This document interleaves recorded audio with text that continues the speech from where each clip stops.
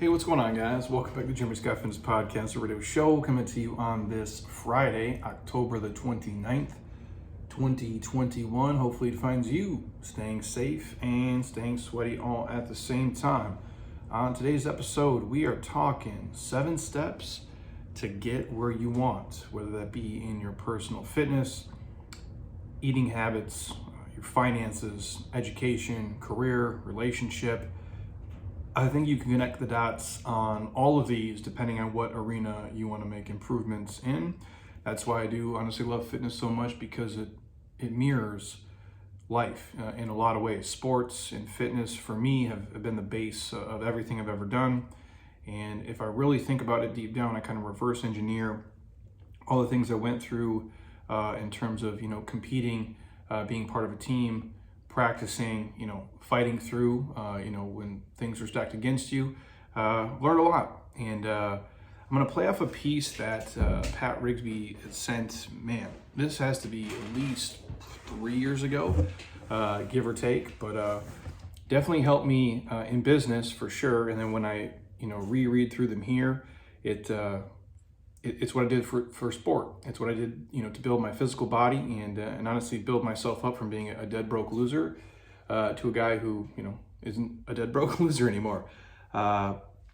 Before I jump into the podcast today, one thing, I did actually have a guest scheduled today, a very talented young lady.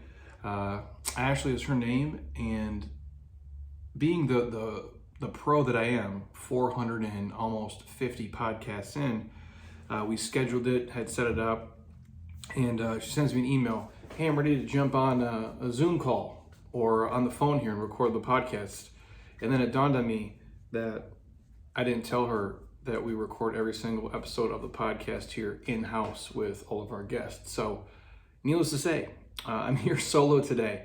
The lesson for everybody listening, when you assume things, it makes an ass out of you and the other person, I believe. So Ashley, that was my mistake. She does listen to the podcast, and now she will be here, I believe, on November the 14th. We'll get it done on a Sunday post-Metcon. So I just share that because I fuck up a lot, you guys, on a lot of things. And I know from the outside, sometimes people see it, that, some people have all their stuff together, and that they don't make mistakes and they don't screw up and things don't go wrong.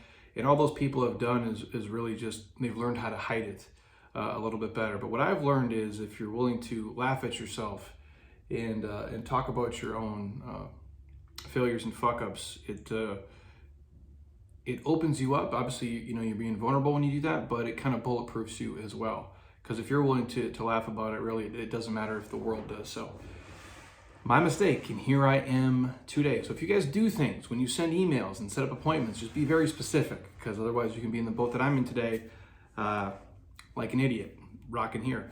But before we dig into the 7 steps, this podcast is brought to you by a handful of our sponsors. Athletic Greens. You guys already know I take it every single day. A lot of you take it as well with me, because you're not going to eat 10 to 12 servings of fruits and vegetables. If you have never tried it, but you want to, you can hit us up and I'll have Monica send you a free sample right to your front door. I don't care where you live, we will get it to you. If you want to check it out and pick some up, right now we're giving away a year's supply of free vitamin D and 5 free travel packs with your first order. The site is athleticgreens.com/Jeremy Scott, and it is the best tasting greens on the planet by far. I drank a lot of horrible booze in my younger days. In fact, I was thinking about this last night. I'm like, what's the worst vodka I've ever had? And for a second, I thought it was the McCormick's. Is that right? Is it McCormick's? That big plastic jug. It's like drinking gasoline. But then I remembered I had this thing called Hawkeye vodka as well in beautiful Iowa there. And that was pretty disgusting.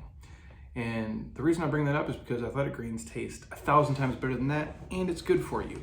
It'll literally let you guys dump like the other 12 or 13 crappy pills you're taking. You can rip a sample pack, throw it in water, drink it, and you're good to go. So if you want a sample, hit us up. Otherwise, the site, athleticgreens.com/Jeremy Scott, gets you a year's supply of free vitamin D and 5 free travel packs with your first order. Also, shout out to my homies at Beam CBD. I take the Dream product almost every single night to go to sleep. If you guys want a free sample, you can hit us up. We'll send you that as well. There's no THC in it. It's not habit forming, but they do have 20 milligrams of the nano CBD. There is melatonin up in there. I wake up feeling perfect, like nothing happened at all, and I do find myself staying asleep. That's why I've been taking it for so long. If you guys want to check it out, the code's Jeremy Scott on the site. It's 20% off all products, 35% off all subscriptions, and it's beamtlc.com, or hit us up and we'll get you guys a free sample. Our other sponsors, my man Joey's hotsauce.com. Code is Jeremy25 for 25% off all your hot sauce with no added sugars, no fake preservatives, basically no added bullshit, just the real deal hot coming at you. Put it on anything you like to spice up your life, literally. Also, my homies at JLab Pro, we get our protein from Jay, our turmeric, our collagen, and our krill oil. We always have a coupon for the protein and the collagen, and they run specials probably 5 or 6 times per year. The website is jeremyscottfitness.jlabpro.com, and we also do have a free supplement guide we can shoot out to you guys who want it. And last but not least, our friends at Kettle and Fire Bone Broth. Now, it's getting a little bit colder, even here in Arizona. Yes, when it's 48 degrees here, it is cold for us.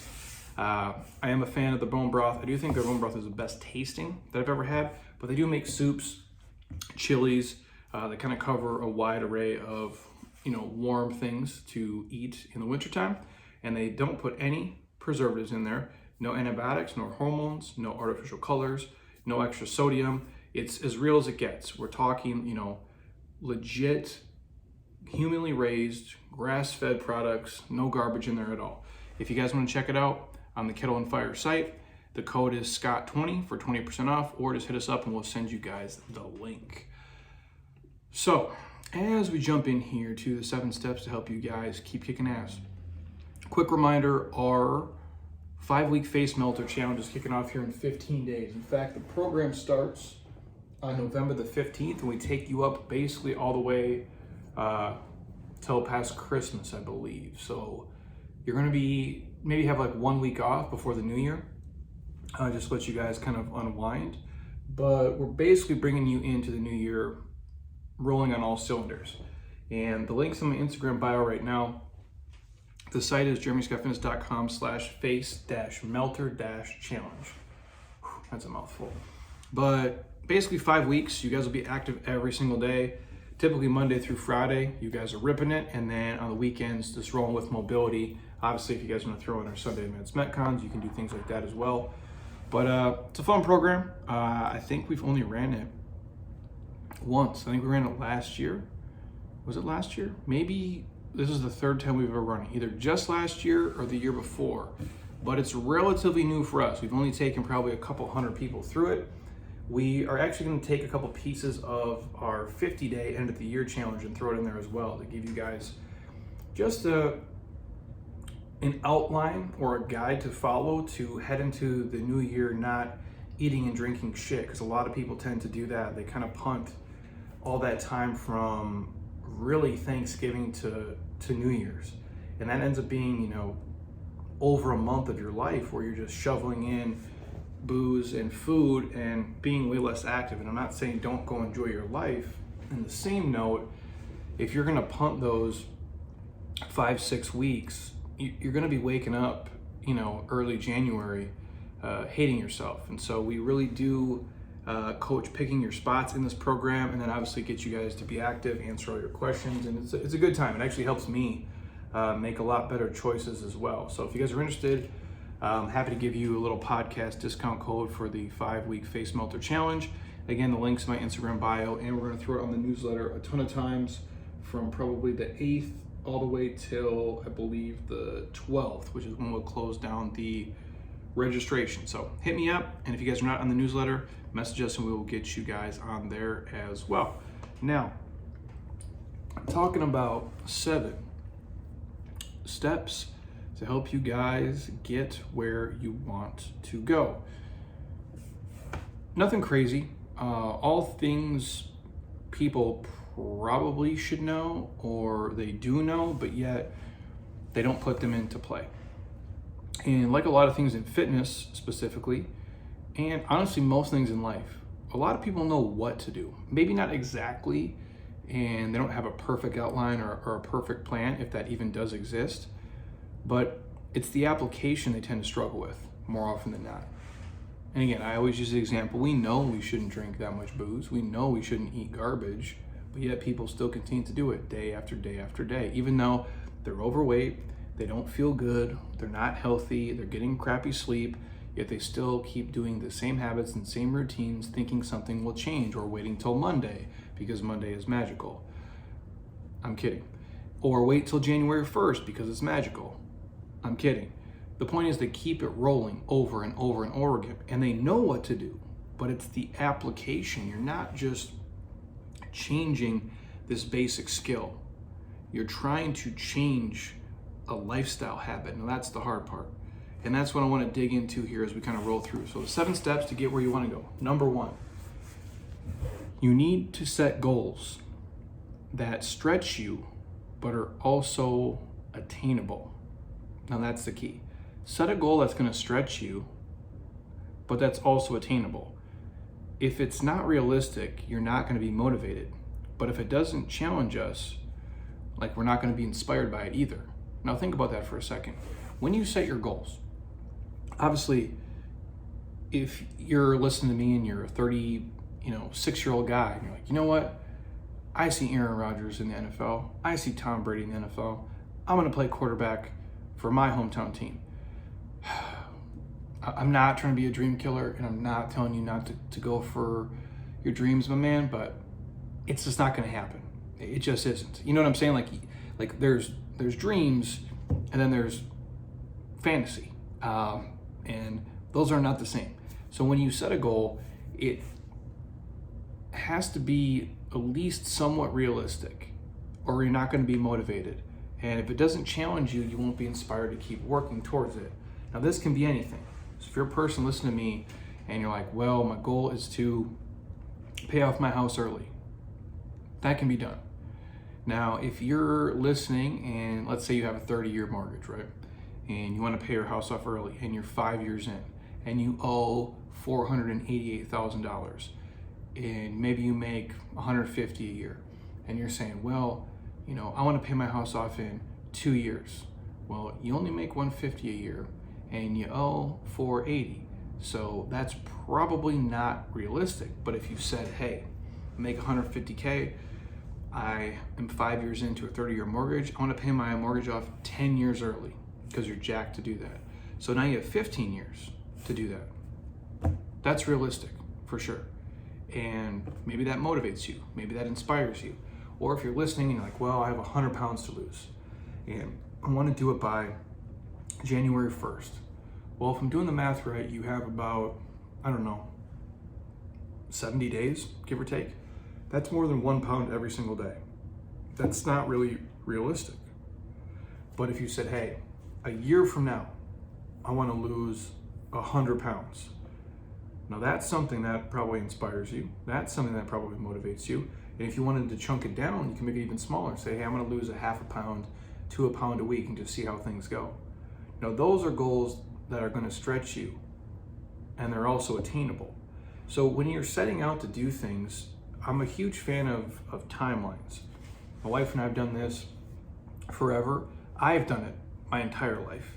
And then when she meets me, and she's amazing too, because she listens to my, craziness and my nonsense, I'm a process person. So when we set goals here, I'm not just concerned about the end game. I'm concerned about the process of how to get there. That's what I really do like. I enjoy creating things in some sense. I enjoy building things in some sense. That motivates me. It's the daily hustle of it that I get excited about. And because when you look at something like just from the abstract, like just from far away, I want to lose 100 pounds. That's super daunting. I want to become a doctor. Well, when you're 16 years old, that's super daunting. I want to, buy $1 million house.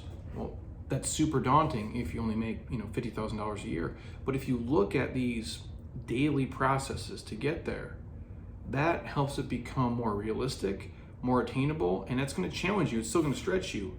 I go, but the carrot is at least within reach in some sense. So when we started to do things, it's okay, if I want to save $100,000, in a year? Well, you start to do the math and break it down. Okay, well, I would need to save $8,333.33 a month, every month for 12 months to get to my $100,000.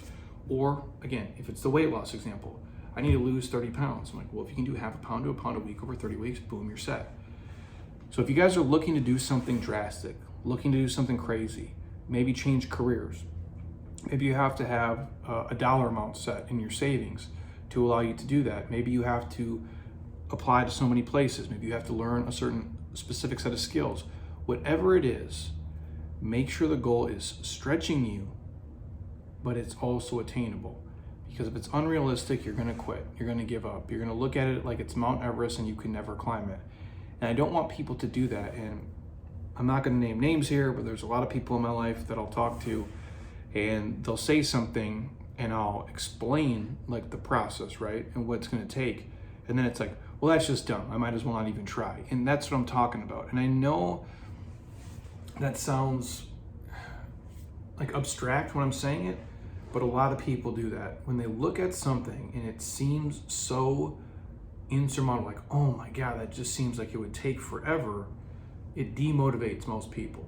But if you break it down into bite-sizable chunks, then it becomes a little bit more realistic, at least in my experience.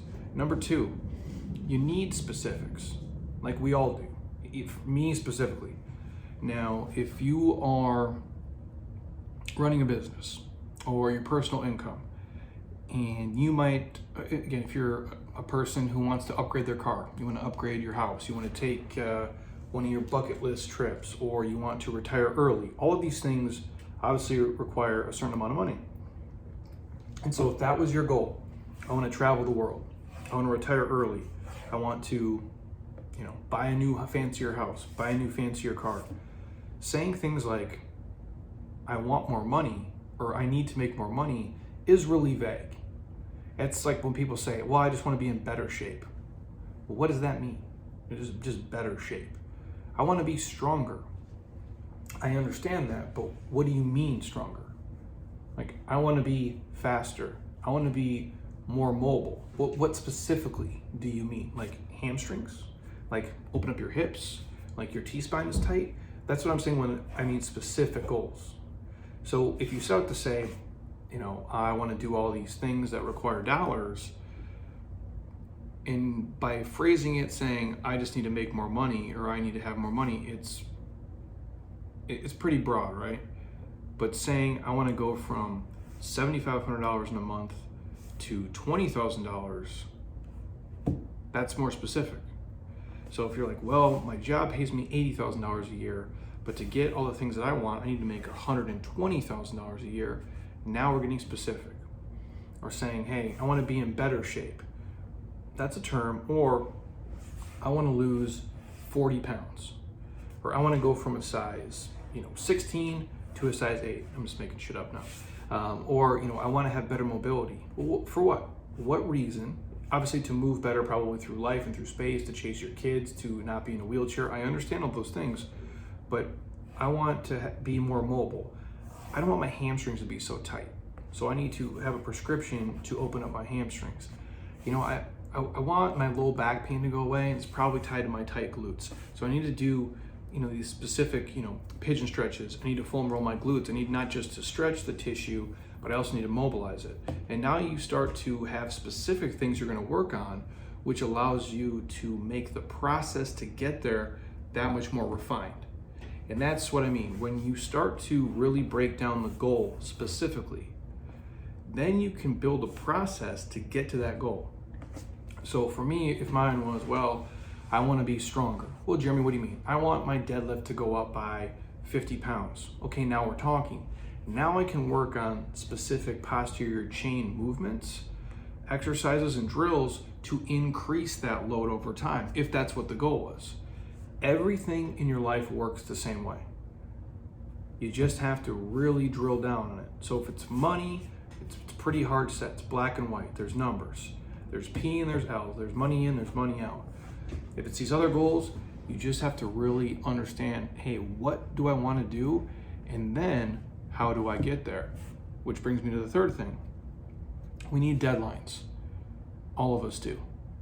The same kind of premise. if we want to sprint, we need a finish line to avoid, obviously, pacing ourselves out over time. You want to create a sense of urgency. And when you set the goals, again, bringing back to point number one, they have to be obviously attainable or close to attainable, and they have to be specific, but they have to have an end date. Now, even if you don't make it by the end date, which is totally okay, I can promise you by doing these first 3 steps, you are so much further along than if you just said something like, well, I want to be more fit. I want to, be wealthier. Arbitrary things, there's no juice behind it. It's not going to pull you out of bed. And that's what I think deadlines tend to do. I don't want you to, have anxiety and be anxious and feel like you're quote unquote falling behind in life, because a lot of people say that shit who are my age now, which is really crazy. They'll say things like, well, I always thought I would be married by now. I always thought I would, I'm behind. I always thought I would have kids by now. I'm behind. I always thought I would have this career by now. I'm behind. I'm like, behind what? Like, whose plan? Like this made up plan in your brain, or what society kind of spoon fed you, or maybe your mom and dad told you? Like, there is no, this is off topic, but there is no wrong way to do this life. If you're happy and you enjoy the process of what you're doing, you have good friends, good family around, you're healthy, you like most days, you're doing good. You're not behind anything, and it's okay. It doesn't matter if your friend got married at 22 and you didn't get married till 42. Totally cool, dude. I'd much rather have you marry somebody who's like on your team and like, one of the real ones at 42 than marry some, butthead at 22 who you thought was the right person that turned into be an idiot. You know what I'm saying? Like, we are all on different timelines. None of us are competing with these things, and the things that the generations before did doesn't map to us, and the things that the kids are doing nowadays doesn't map to me. Like, we are all in our own little kind of generation and our own little cycle, but each one of us individually inside there is not meant to do what every other individual is meant to do. That's just off topic, because I hear people say it all the time, and I'm like, just relax, dude. God willing, we figured out a lot of things. 100 years ago, you'd been dead by now, probably. And now you're gonna live to like 80, 90 or whatever. So you've got a whole, another lifetime or two to quote unquote figure it out. So, and I bring that up because when we set deadlines, a lot of people feel anxious, like, oh, I'm not gonna make it, I'm failing. The deadline is only there, and I'm a huge fan of these, I am, but it's just there to create a sense of urgency while also being laced with patience. And if you're trying to change your physical body, fat loss is much faster than building muscle. It's just a reality. If someone comes in here and says, hey, I want to get lean or ripped or shredded, that is a much easier process for me to prescribe and coach and talk through than the person who wants to build muscle, because it's a longer process. It takes forever. And you have to think of it this way. If you came in here and you're like, I want to lose an inch, off my ass or off my legs or off my arms, that's going to go a lot quicker than the guy that comes in, or female, that says, I want my bicep to grow 1 inch. Like, do you know how much painstaking work and weight you have to gain to get an inch on biceps for growth? So that's what I mean. Like, there's certain things, and even if you come in and you set the goals and they don't happen in an instant, it's okay. You're still going to be further along. And I mean this with having a sense of urgency laced with patience. So when you come in and say, I want to build my biceps, I want to lose fat, you have an urgency to do it, and a daily urgency to do it. What I mean by that is to put in the work, do the workouts, get sleep, eat right, but you have patience to understand that you're going to have to stack up a lot of urgent days and be patient for the results on the back end. It's the way, and I always use this example, maybe because it's the one that sticks out the most to me in recent years, because I've been working out for so long. When we did obviously pay our house off, there was a sense of urgency for me there. I had set a goal, I'm like, we're gonna do it in 24 months, and I had this urgency, every day. And I'm sure my wife wanted to, choke me out of like, okay, I'm on top of all the numbers. I know what's coming in, I know what's going out, and I have these 24 months now. Now, we ended up doing it faster because a couple of things went right with business and I got obsessed with it. And it was just something I wanted to do by a certain date for me. It didn't mean anything to anybody else but me. I had a specific date and goal in my head for me personally. That was even outside of the goal Heather and I set together. But if I had went through that whole 24 months and I got to the end of it and I was still, let's say, $20,000 short of the goal, I would not view that as a failure. Not at all. I'd have been like, man, I tried super hard. I wouldn't have sat there and been like, oh, Jeremy, you're such a fucking loser. What an idiot you are. This didn't work out. You're completely screwed. I'd be like, no. Instead of owing hundreds of thousands of dollars on your home, you owe $20,000. It would have been a win for me either way.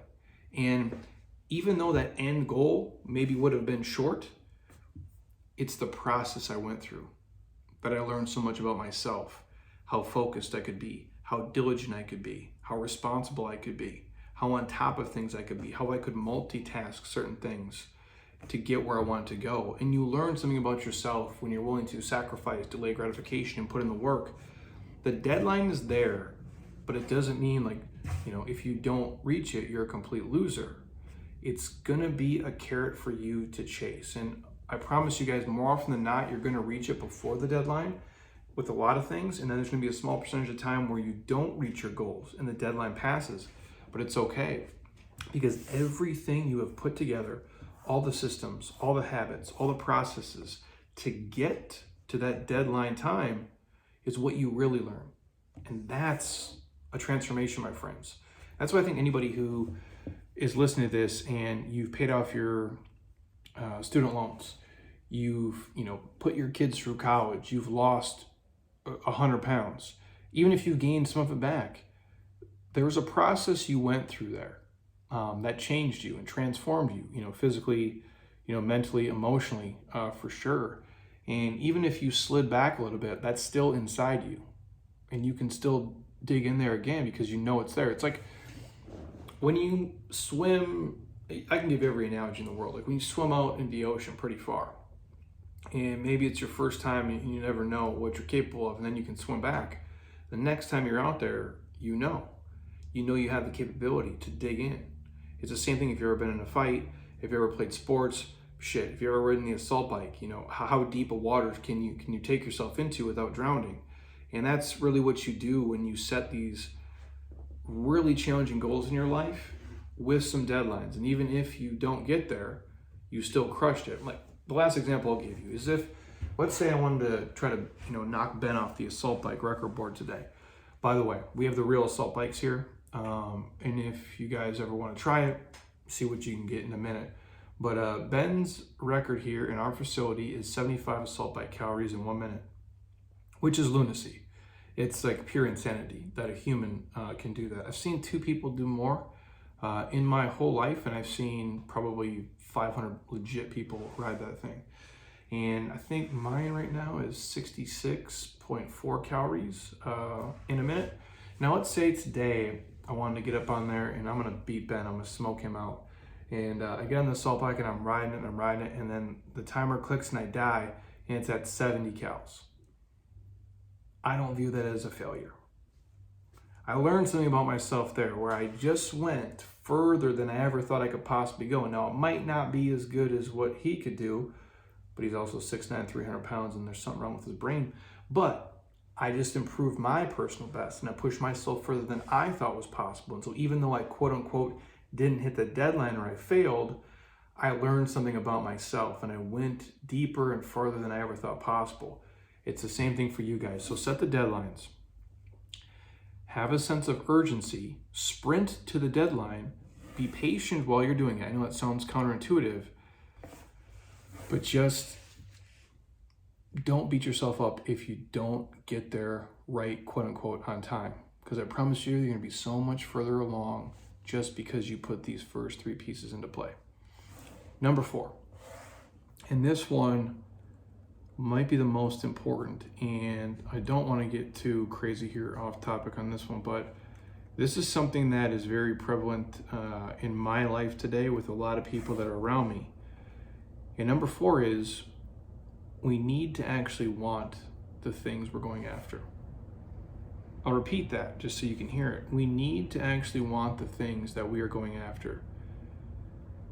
And I know that just seems dumb when you listen to it, and it seems really simple, but you'd be amazed at how many people set goals just because somebody told them that should be one of their goals, or that's what they think they should do, or that's what their friends are doing, that's what their parents are doing, that's what people in their class are doing, people in their age bracket are doing, people in their community, people in their mom's group. I can go down the list here. So when you're setting these goals and you're trying to achieve something that's not easy to do, make sure you're doing it for the right reasons, and make sure you're doing it for yourself, and that you actually want the things you're going after. And these goals, these achievements, these accomplishments are actually going to be a blessing in your life and not an anchor and not a curse. And they're going to actually make the quality of your life better and not the quality of your life worse. And I can give a handful of specific examples here, if you like. If we're talking fitness, we're not all the same, right? And I don't think the fitness goals are as, what's the word? Is comparison-y a word? I don't know, I'm just making up shit. But in fitness, there's some people here that do Ironman. So my man, Jeremy Williams, he's an Ironman. He's done a couple of them. Our buddy Adam Mims does Ironmans. He just did one recently. And I think it's super cool. I have so much respect for those guys. I'm not gonna say I'll never do one, but I'd have to lose a good chunk of weight, and man, it would challenge me mentally. And I think because of how I'm wired personally to be, good in terms of like good for me, not like our buddy Brian Sams, like he actually qualified for Kona. Like he's legit, like he's as real deal as it gets. And he's as tall as me, and he weighs about 160 pounds. So about 50 pounds heavier. So we're not really built the same. Now he's shredded, don't get me wrong, but I got a lot more body to swim and to bike and run. And when I see the guys here, like Jeremy Williams and Adam, to try to dedicate that much time to it and be at least decent, right? Like I don't want to finish in 20 hours and have them like drag me off the course because I'm so slow.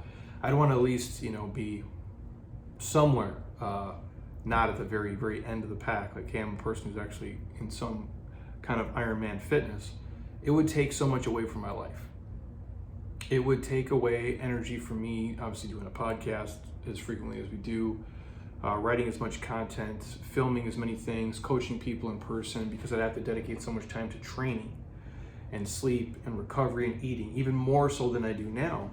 So I do think it's super cool and I respect it, but I think it would take away from my life more than it would give me. Hopefully that makes sense what I'm saying. And that goes for a lot of people out there in a lot of areas where you might be picking up your kids and at school in the mom's group, and every mom's got the brand new Escalade. Every other mom's got the brand new Suburban, and you're just pulling up like in your normal Camry, and you start playing the comparison game, and then you set a goal with your husband, like we need a Suburban, like we need a Tahoe, we need a Escalade, because all the moms in the mom group have one, but I need one too. But if it's not really what you want to do, and you were totally okay with your car and what you were doing until you saw everybody else's, that's not something that you should go after, because I don't think it's going to change anything. It goes the same thing for houses. If you see your friends move into a big fancy neighborhood and buy a big fancy house, and that's not exactly what you want to do, or you think it is now because they did it, and then it's putting this pressure on you to change careers or sacrifice all your travel or time with family to earn more money to buy that house, or leverage yourself, to the tilt just to get into it, and now you're house poor. If that's not really what you want to do, and you value maybe travel more or experiences more, or you don't like the stress of having bigger payments, you just have to understand if the goal is really something you want to do, or is it influenced by people around you or your parents or just people in your ecosystem. And I'll say it again, you'd be amazed at how many people, set goals, whether it's education-wise, finance-wise, relationship-wise, even fitness-wise, just because somebody told them that should be their goal and that's what they should do. But if it's not really what you want to do, and it doesn't make your life better, and it causes you more stress and more pain, and it costs you, and I don't mean in terms of monetary dollars here, I mean costs you more than it gives you, it's not the right goal for you. So just make sure you actually want the things you're going after. There's another podcast we did, I think it's The Cost of Getting Lean, and I've said this multiple times for you guys who've listened to me forever. Is the juice worth the squeeze? Is what it comes down to. I could have phrased it that way. Is the juice worth the squeeze? Now, obviously that's different than make sure it's something you actually want. A lot of people want to drive a Ferrari, but the juice isn't worth the squeeze for them. A lot of people want to live in a $5 million house, but they don't want the stress that comes with it. A lot of people want to have shredded abs. A lot of people want to be ripped like Rambo, look like Brad Pitt from Troy, but they don't want to sacrifice and give up everything they have to give up just to have abs, sit under their shirt as they sit at their job at Enterprise Rent-A-Car. You know what I'm saying? Like, I guess if it's so hard and you have to give up so much just to get it, is the juice worth the squeeze for you? And is that something you really want? And when I think of goals, just like these, I don't just think of what I'm getting. I think of everything that goes into it. And maybe it's because I've never been naturally really good at anything, and I've had to, work my fucking face off at everything I've ever done just to be where I am today. So when I see things, material things, when I have conversations about different business entities, the first thing I think after the initial, hey Jeremy, would you want to live in this kind of house? Would you want to open up this kind of secondary business? Would you want to be part of, this group we're having? The next thing my brain clicks immediately is, well, how much work is it? What's going to be required of me? What's it going to cost me? What am I going to have to give up? How much work am I going to have to put in? That's what I think about everything, because I never been given anything. No one just gave me, a Mercedes. Mom and Dad didn't just buy me a house. I didn't just wake up looking like this. I sure as hell didn't start out talking like this. So everything requires a ton of work. I mean, it really does. You're gonna have to sacrifice and push and give more than you ever thought possible when you are trying to really move your life forward and change your station and do things that the average person won't do. So the takeaway is just make sure it's actually things that you want, and you're not doing it for your wife or your husband or anybody else. You're doing it for you, or you're doing it for each other because it's what you both want deep down, and what you both want for you, not for anybody else. Number 5, we need accountability. This is key. This is all the programs that we run here, on a side note, have accountability behind them. I'm always checking in with people. I'll always talk with them. You can always message me. Obviously, most of you guys know if you message us on Instagram, most of the time that's me messaging you back. Facebook and the contact page may be different. Monica will email a lot. Sometimes Heather will play her part, but most of the time that is me directly. I'm a huge fan of trying not to let questions go unanswered. Now, there sometimes becomes way too many at a certain point, and I get behind, but I try to always do that. And with all of our coaching groups, with the 5-week face melter we have coming up, with our 47-day, there's a level of accountability there. With our individual one-on-one coaching, 100%. We check in with people on what they're eating, how they're training. They can always reach out. So we all need accountability in life. We really do. We always do better with it. Always. And we all know that. To a person, we all know that. From having a training partner, to using a coach, or being part of a peer group, an inner circle, a mastermind group, a community like Jeremy's Got Fitness here, or wherever you are at locally, it just helps. it pushes you, you'll do better, you'll do more, and you'll definitely push yourself beyond what you would do solo, even for me. Now, most of the days of the week, almost every day, I train by myself. I really do. I like it. I enjoy it. I can do it on my own time, which is the biggest thing because my days kind of get hectic, so it's easier for me. So I'm not holding anybody else hostage to my schedule, which would be completely insane. But on Sunday, when we come in here at 8 o'clock in the morning, every Sunday that I'm in town and my body's working properly, which is pretty much all of them, knock on wood, we do these terrible Sunday advanced metcons with our group in-house here. Now they're different than the ones we obviously share on Instagram because we have access to different tools here in our facility. On Sunday mornings is pretty dead. So we can do a ton of stuff outside. We can run, we can do carries. It's disgusting. But there's accountability there in that group because there might be days where maybe I'd want to stay up super late on a Saturday night and I don't know, maybe sleep in on a Sunday. But nope, I'm here because I know these guys are going to be here. There's accountability in me just showing up and setting everything up, having the workout programmed, and then obviously rocking with these guys. Also, we do a lot of things here for a time. So I know, like last Sunday, it was the last sequence we did. It was row 2K, ski 2K, run 2 suicides, and then something else too. We did something, that was awful, I can't remember. But I remember the last thing I did, 100 cows in the assault bike. 100 assault bike cows, ski 2K, row 2K, and then 2 suicides outside, which is like, I think like over a mile was the total running. And you had to do all that in 40 minutes or less, but we scored each individual workout section. And I remember looking at the ski time because it was the last thing I did, and Jeff's was 7:50. And I'm like, okay, I'm completely dead. I can't breathe. My arms are smoked. And I'm like, you know what? As long as I beat that, like, I'm going to win the day. And so I get on there, crush it, and just pacing, 7:48, boom. So I knock him down, take the top spot, and I'm good. Now, if he's not there that day, and I don't see that, I might do the same workout, but I would ski maybe just 8 minutes, because a 2-minute split for me is super easy. Even if I'm tired, I can gut that out. It's not going to kill me. But going 12 seconds faster, as dumb as that sounds, took like every ounce of my energy, like in that moment, just to push forward. There's accountability there. If I'm riding the assault bike and I'm just like kind of cruising, and then obviously I see like, let's say Chris gets on next to me, and Chris sounds like, you know, it's like a fucking wind tunnel. It sounds like he's going to break the bike. I'm like, okay, well, he's moving. He's probably at, 800 watts. I better pick it up a little bit. There's accountability there in that training. That works for everything.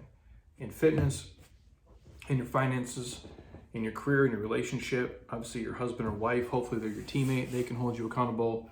Maybe it's your parents, maybe it's your friends in these little groups, but we all do better with it.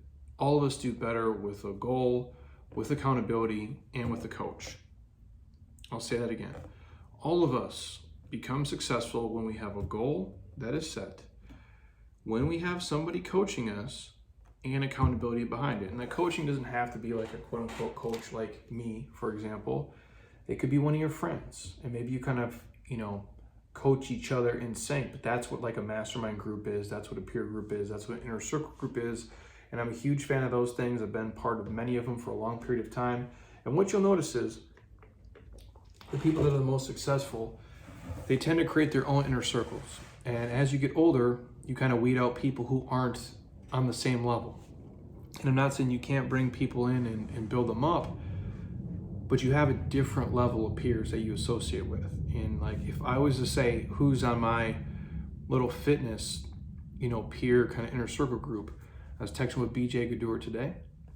I was texting with David Jack today. Alexia was on a message with BJ and I today myself. I messaged Hannah Eden a ton.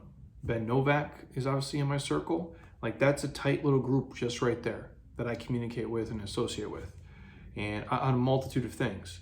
And they hold me accountable for sure, because I see what they do, they see what I do, and we just kind of all make each other better. You need the same thing. Number 6, you got to break it all down. And I've talked about this already in this episode, so I'm not going to go super crazy on this one, but you have to break this down into bite-sizable chunks.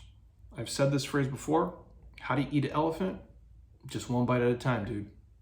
Like one bite at a time. That's it. When you look at things from far away, it almost always seems impossible. It really does. Because being overwhelmed, it crushes people. It buries them, and it kills progress.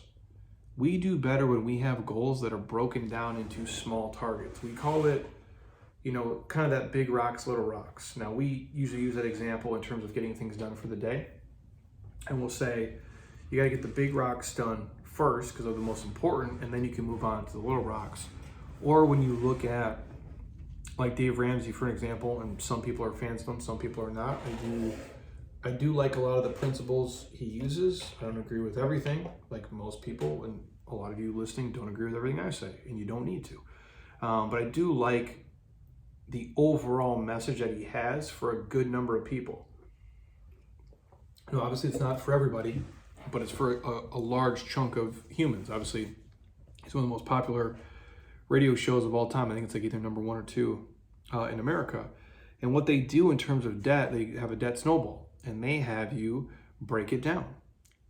Debts, so student loans, credit card payments, your house bills, your mortgage, all these things.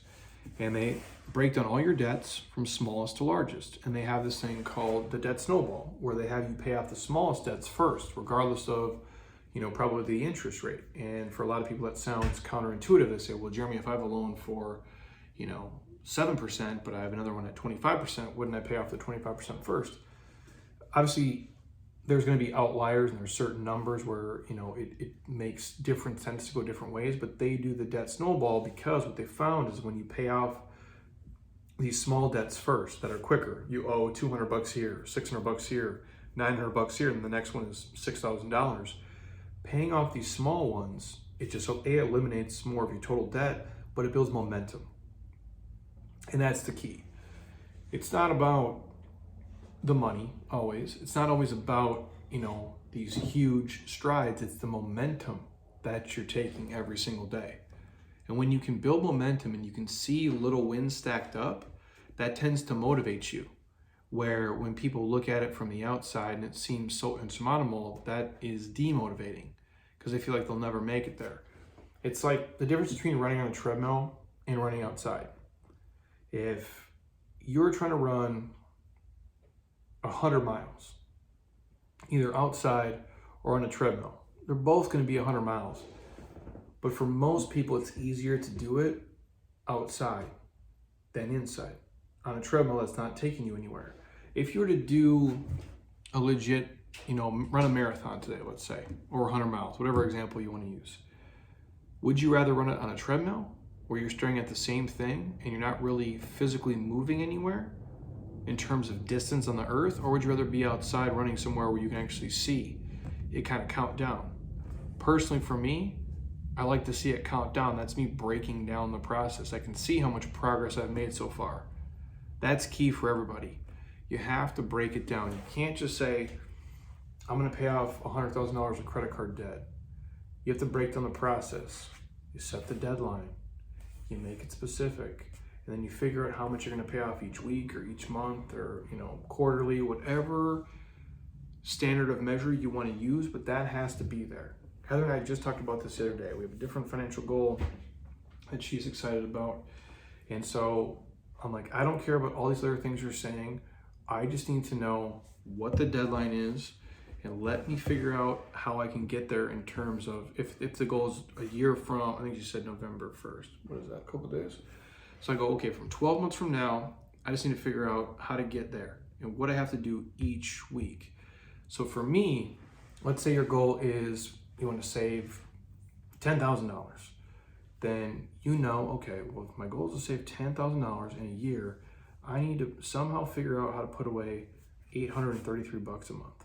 How can I do that? Well, if I pick up this extra side job, that'll pay me an extra $200 a week. Okay, each month is about 45 weeks, so it's 2, 4, 6, 8, 10. Okay, cool, I'm almost there. That's what I'm talking about. If you break it down and say I only have to come up with, $200 a week, or $800-ish in a month, for a lot of people, doing it that way is much more attainable than just saying, well, how am I going to come up with $10,000 or $100,000 or $1 million? The scale goes up the same, but the process doesn't change. Last one, we get a prize. There's got to be a prize, right? There's got to be something at the end of the tunnel. Eventually, you got to get the carrot. And we may not need that, but we always do a little bit better when we have a reward at the end for winning. And we're not all wired the same. I know that. And a lot of people will celebrate, the things they do. And sometimes the goal is the prize. And sometimes it's not. It is and it isn't, right? And I always go back to the example, hey, we paid off our house. I'm like, there wasn't a parade. Nobody gave a shit. Nothing special happened. I drove home, dropped Heather off, and then I went to work and just wash, rinse, repeat like I always have. It's the same thing. Like if your goal is, to become a millionaire, like, you want your net worth to be over $1 million when you add up all your, assets versus your liabilities. And when that day happens for you guys, or if you're already, been there for years, there's no prize for that. There's no parade. Nobody calls you. Nothing really changes. You don't walk around, feeling like, you have $1 trillion just because you're a millionaire. It doesn't change anything in your life. It's just the amount of money you're worth on this planet. It's the same thing if you get abs. Oh, I'm trying to get abs. Like, I guess your goal is the prize, but when you get there and you have abs in the mirror, there's not a parade. Nobody celebrates. You just get up and go to work like you always did. Now, if you post on Instagram, maybe people will give you some likes and some comments, and some people will send you some creepy, dick pics and naked videos doing obscene things. But other than that, like, there is no real prize. But I do think for a lot of people, if you can celebrate it somehow, that goes a long way. And you might not need it, but I think we always do a little bit better when there's something special we can do for ourselves. And so I use fitness as an example here, and I use obviously the financial examples because that's the two things that I've done a lot in my life, and I think those are two things that honestly hold a lot of people back and make a lot of people's lives great. The ones who are physically fit and healthy and feel like they're financially secure in the world. And if you do something like that where you pay off all your credit card debt, or you invest a lot of money so you can retire early, I think if you set up some kind of thing, you're going to gift yourself like, hey, once we pay off all our credit card debt, we'll save up and we'll pay cash for our trip to go to Italy because we've always wanted to do that. Like, that's a super cool thing. Or, hey, we're going to, pay off our house. And when we do that, we're going to buy, this vehicle because this will let us go into the mountains or to the beach or whatever your thing is. Or we're going to buy ourselves a boat because we've always wanted to have a boat on the lake. And now we don't have, a house payment, so we can just buy a boat with cash and it's okay. Like, things like that I do think are important and they're fun. Or if you're the person, I'm gonna get in the best shape of my life by the time I'm 40. I'm gonna get abs, I'm gonna be ripped. And then the prize is you set up like a professional photo shoot, and then you have these pictures that are gonna last forever. And then when you're old and super saggy and wrinkly, you can show your kids like, hey, I'm not full of shit. I actually was in amazing shape for a long time. You guys just know me as this old, wrinkly turd. Whatever it is, I do think there is something to be said about that. And if you're doing these goals and you're setting them, the one thing I'm a fan of is making public declarations. And there's a lot of things I don't talk about. There's a lot of goals I go after. Some of them I achieve, some of them I fall short, that I don't share publicly because it's just privately for me, and they're things that I want to do. I do share them here with you guys if I do think they can help you and motivate you and help you live, a more motivated, happy, fulfilled life. But when you make public declarations, and that doesn't mean like on a podcast to, thousands and thousands of people, or on your Instagram or YouTube or whatever it is, if it's just your family, maybe it's just your wife, maybe it's just your husband, maybe it's just your little circle, when you put it out there in the universe, there is a level of accountability it holds you to. And that's why I do some of the things I do, because if I say it, now I have to follow through. Because if it's only me that knows, which is fine, sometimes people can talk themselves out of the sacrifice. They can talk themselves out of the journey or out of the hustle to try to get where they want to go.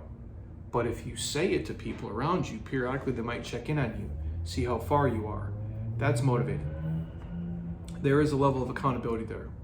It's happened in my life a lot of times, and I think it will do the same thing if you guys throw out there as well. So, real quick recap, the 7 steps to get where you want to go. Number 1, you guys need to set goals that stretch you, but are also attainable. Number 2, they got to be specific.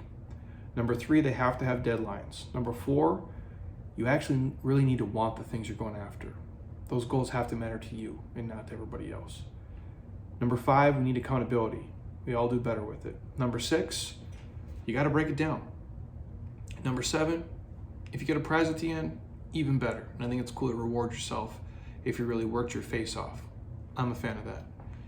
So again, these are all pretty simple, but it's a formula that's proven to be successful time and time again. And it'll do for you what it's done for me if you actually put the pieces into play and you put them into action. And like I said at the start of this episode, we all know what to do for the most part, but it's the application. It's the consistency of following through every single day. And the one thing I didn't mention that I do a lot is I write things down. I write them down and I put them somewhere where I can see them consistently as a reminder. It's why I do everything. It's why by the way, we just got a ton of new t-shirts here at Jeremy's Got Fitness, like thousands and thousands of dollars worth of t-shirts. I didn't realize that until they sent me the bill yesterday. And I looked at Monica and I'm like, holy shit, like how many shirts do we buy? And then I have like literally boxes full of all kinds of shirts. I'll throw some up on Instagram, but anyways, before I get lost here, the reason I brought that up is because we put all these sayings on shirts, and sometimes they're just affirmations to be a good person and to just live a more meaningful life. But that motivates me. It's a reminder to me. I wear it on my chest or I wear it on my back, and I see it, and people see it when we go places and they make comments, and it's like, oh yeah, okay. It's helpful. Goals are the exact same way for me, and a lot of people out there aren't willing to do that. I don't know why, but it's really easy to do. If you look around my office, like half of it is, comical stuff and nostalgic of my, 90s upbringing, if you will. But there's a lot of motivational things posted around here that mean a lot to me. And a lot of them, they are a lot deeper than just like a movie quote. Like I'm looking up on the wall, and if you guys have never seen Into the Wild, it's a great story. Christopher McCandless has a saying, and it's happiness is only real when shared. And obviously he ended up dying, alone in Alaska. He was stranded out there in the wilderness. Not to spoiler alert for you, but it's a true story of a man who gave up everything for this pursuit and just to live this kind of alternative life and to see, what life was really about for him. And he ended up actually dying. But the phrase "happiness is only real when shared" means a lot to me. And I think about that all the time, especially when I'm here in this life, because being an entrepreneur, working for yourself, being your own boss, you're on an island, man. And it's a lonely place to be. It really is. And I'm okay with it. I love it. I wouldn't obviously trade it for the world, but it is lonely. And I stare at that because it's right here up above the entryway of our office. And I'm like, okay, as much stuff as I do, for me and by myself and solo, none of this means anything if I can't share with other people. And so I'm constantly reminded that I need to share with my wife. I need to share with my friends. I need to share with my family. I need to share with the people here. That's why we actually have a facility, and I'm not just in here in my, private giant man cave warehouse doing cool shit all the time. We need to serve other people, and then my happiness becomes their happiness. Their happiness becomes my happiness. That matters. That's why these phrases are around. When I set my goals, it's the same way. I don't post them in the office here for everybody who works here to see, and obviously everybody who comes in here because they're my goals. But I post them at my house, right in the refrigerator. I get a big sheet of paper, I type it out, boom, I stick it on there, and I'm like, here's what we're gonna do. Heather might not think it looks cute, and it might not fit her, kind of Chip and Joanne, farmhouse, Hallmark kind of theme, but That's how I roll. White piece of paper, black ink, Scotch tape, boom. And I write on it on pen. So as I go, by this date I have to do this, by this date I have to do this. And I keep looking at it and it drives me. It's this like obsessive compulsive, John Wick serial killer mentality that keeps me going. I think if you guys do the same, it can help you. So put it in your cubicle, put a post-it note in your car, put it in your bathroom, on the mirror, put it on your refrigerator if your wife will allow you to, or your husband if he's crazy too. Because I do think that matters. It really does. Surrounding yourself with your written goals, with motivational quotes, with motivational people, being around people who are inspired, who are achieving things, who are doing similar things to you that you want to do, that push you. I think that it can make all the difference in the world. It doesn't have to be your same arena. If you're somebody who's trying to lose a ton of weight, you don't have to just be surrounded by people who are losing a ton of weight. You can be inspired by a lot of different people doing a lot of different things. Like if you're someone who's trying to further their education, you're trying to graduate college or get an advanced degree, you're trying to pay off debt, or you're trying to earn more money at your job, you can get motivated by fitness people. You really can. Like you can take what they're doing and you can apply it to your life. Like when you watch, like for me, like watching Michael Jordan work, like watching Kobe Bryant work, like hearing the stories of like Kobe, just this obsessive compulsive, my basketball days were done, that was over. I go, but you can take that same, Mamba mentality, if you will, and you can apply it to your fitness. You can apply it to your career. You can apply it to your education. You can apply it to your finances and to your relationship. You can go into every arena of your life with that same intense work ethic that no one else is going to try harder than you to make your dreams happen. And that's helped me along the way. I think I do the same thing for all of you. So that, my friends, is the 7 steps to get where you want to go. Hopefully you guys found it helpful.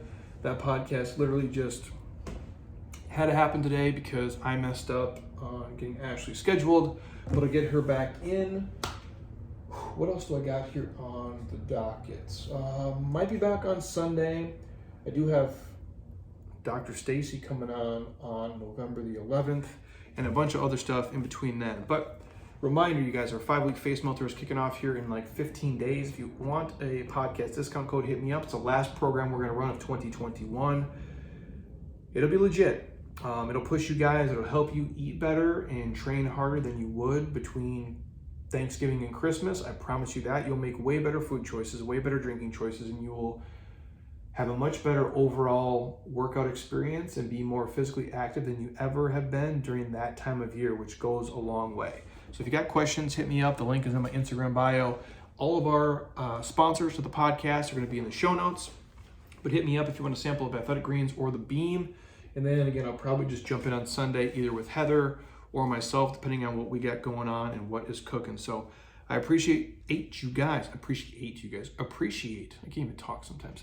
I appreciate you guys as always. If there's anything you need from me, obviously hit me up. I'm happy to share, answer questions, dive in as needed. If you happen to be on Apple Podcasts, drop us a 5-star, leave a comment.